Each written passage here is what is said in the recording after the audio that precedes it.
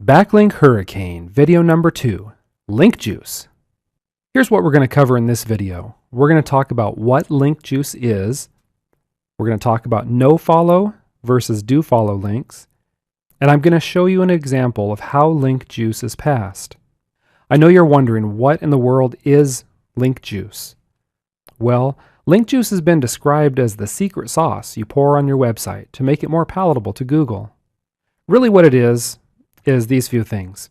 The more links you get to your own site, especially from well-linked sites, the more it will help your rankings. If you get juicy links to your site, Google will love your site all the more. What I mean by that is, if you've got a link from a site that's a large authority site, it's maybe got a page rank of 7 or 8, and that site's got great content, Google's going to love that site. And if that site likes you well enough to link to you, it's like they're saying, Google, hey, here's a referral from me. This is a great site. Check it out. And so you'll gain credibility for your site from that higher ranking site. Some of the trust the search engines have for the higher site will pass to your site. Like I said, it's kind of like a referral from a friend. I know if I'm looking for a vehicle and I need to find a salesman that I know won't rip me off, if my friend has had a good experience with somebody and he takes the time to tell me about it, you better be sure I'm going to go to that salesman he recommends. It's trust by association. This is what link juice is all about. Now a little bit about nofollow versus dofollow links. Not all links are created equal. A nofollow link does not pass link juice onto your site. The search engines will still follow it, they still index it, but you don't benefit from it in the same way as a dofollow link. The dofollow link does pass link juice from the site linking to you. As much as possible, you want to create dofollow links. SEO Quake and SEO for Firefox both have options to allow you to view whether a page is no or dofollow, so you don't waste time building links from nofollow pages. Now let's go ahead and look at a basic example. I want you to know that this is really oversimplified. There's a lot more going into it than just this, but this will give you a basic idea of how link juice passes from one site to another and the kinds of things Google takes into account when they rank your site. Okay, here we have site A and site B. They're two sites.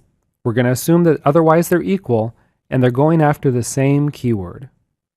Site C comes along and links to site A, using the anchor text that site A is going for as a keyword.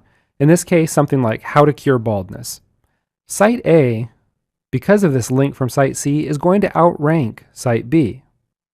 Now it gets a little more complicated if site C decides to also link to site B. Google's going to have to take a look at other factors to determine which site should be ranked higher.